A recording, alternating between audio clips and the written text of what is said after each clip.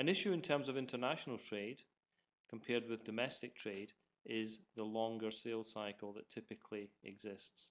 This means you have to manage your cash flow accordingly and be aware of the fact that the time from starting entering a market to actually making money at it can be significant. The other point that Rachel is keen to make is the importance of taking time to recruit the right people. Because if you've got the right people in the business, it'll go well. So, in summary, focus your efforts where there's a need, and back it up by evidence from your research, and have the right people in place to implement it for you. And where has that led Green Energy Options so far? Those of you in Finland might recognise that the ferry is, I don't know whether it's leaving or arriving at Helsinki. But suffice to say that if you in Finland would like to try out Green Energy Options product, you can do so by going on to the utilities website at Fortum, Fortum.fi, where you can buy Green Energy Solo for €169. In the UK, the company has been very successful through the British utilities, who have supporting legislation and grants that are available for individual consumers to be able to use equipment like Green Energy Options. In Scandinavia, the company has where some of the states certainly have rolled out smart meters. Not yet in Norway, but that is coming, although it might be a year or two yet. Well, there is legislation in place for that to be rolled out and to support the use of in-home displays. Again, the marketing is being done by utilities and partners.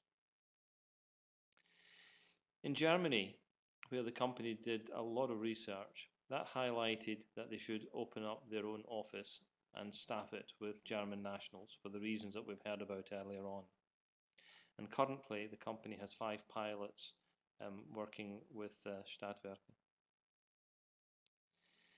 In the Middle East and Australia, utility pilots are going to be followed up by partnerships, local partnerships. But it's anticipated, and those partners that are being talked to at the moment are aware of the fact that it's anticipated that there could well be offices in the future. Significantly, the company has made use of government's support.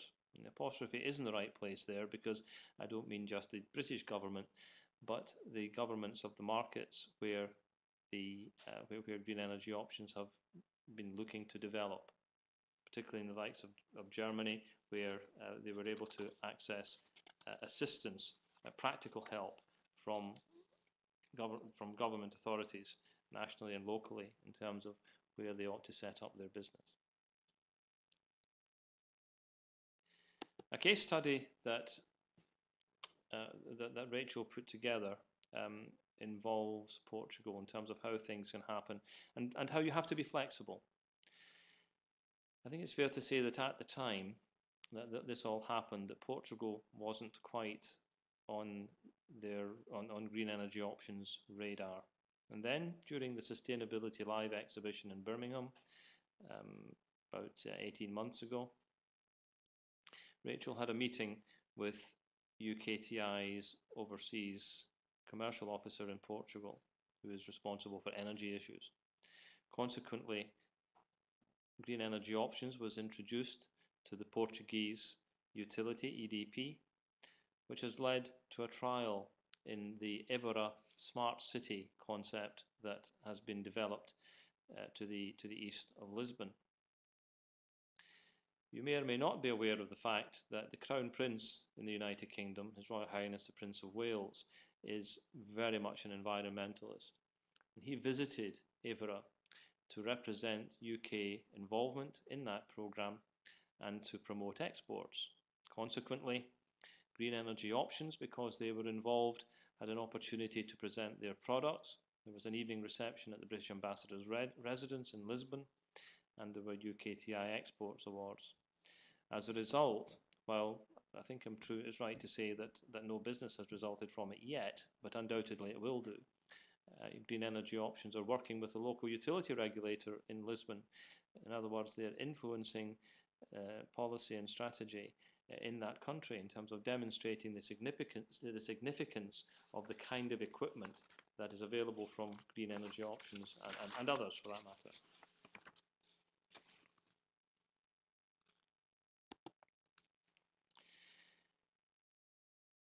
A quick word on how green energy options has been able to apply support that certainly is available in the UK, might be available in other countries as well from other countries' governments.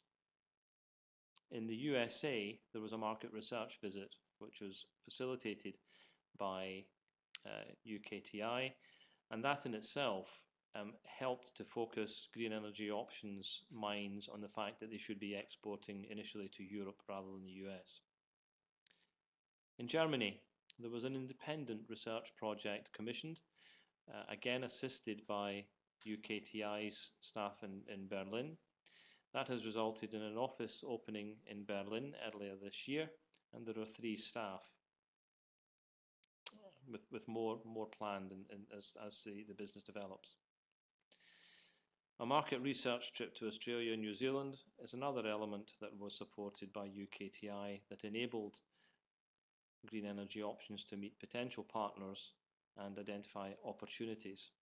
And significantly, that has already resulted in 2 pilots with utilities down under, which has currently invoiced more than €325,000. And when you think that's on top of the million that I mentioned earlier, or the €1.2 million that I mentioned earlier on, that is quite significant and a pretty good return for one visit to the Australasian continent. So, summarising, in terms of the process associated with your internationalisation strategy, plan, check and amend. Be flexible. Remember who your audience is and adapt it to suit. Just a small point in terms of multilingual markets, you should always check your spellings with a native speaker. The lose of energy is actually the wording that was used in a poster during the exhibition that was aligned with the climate change conference in Copenhagen a couple of years ago. It was actually printed against a picture of a window with energy, with electricity basically sort of wafting out of the window. And instead of loose off, it actually meant loss of. So it's worth getting those little points just right. Research local customs and respect cultural differences. What suits in one market won't suit in another. And you'll see in the middle of the left-hand side there a logo with CO2 and a footprint, which is something that was being considered in the context of delivering this message to all the nations who will be visiting London next year for the Olympics. It was pointed out that that won't work, because there are a number of nations, notably Thailand, who would find it offensive to see a bare foot associated with a logo. I didn't know that until recently. I wonder whether you did. But there are sort of millions of almost of examples of how we can literally put our foot in it in that respect. Refresh your research on a regular basis.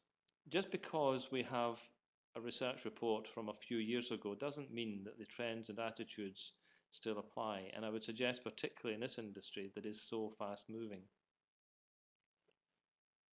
Don't impose your own country's values on those that you wish to work with overseas. Adapt your message and adapt your behaviour accordingly. Visit the countries and meet the people. It's absolutely true, in spite of the fact that we are doing this over a webinar, but the most effective way to do business with each other is by meeting people, being able to look them in the eye and shake their hand. Be aware of the time differences and cultures. It might be a good idea from our point of view to telephone someone towards the end of the day, which in the UK might be 5 or 6 o'clock in the evening. But I'm sure you wouldn't be too pleased to hear from us necessarily in Finland, where you're a couple of hours ahead of us and you're about to sit down to dinner. So we have to be aware of these things. Make sure our customer service is professional and always creates the right impression. We always do our best. I would suggest everyone can always do a little bit better. And if you're not sure how to reach your objectives in a particular market, ask for help. The people that you ask will be flattered that you thought sufficiently of them to ask their opinion. People like it when you ask them questions. And finally, have fun. Work should be fun, and a smile and a thank you goes a long way. And that, ladies and gentlemen, concludes the voting from the United Kingdom, I think, certainly in terms of green energy options. Thank you for listening. And if you do have any questions, can I suggest that it might be more effective if you were to address them to Rachel at greenenergyoptions.co.uk.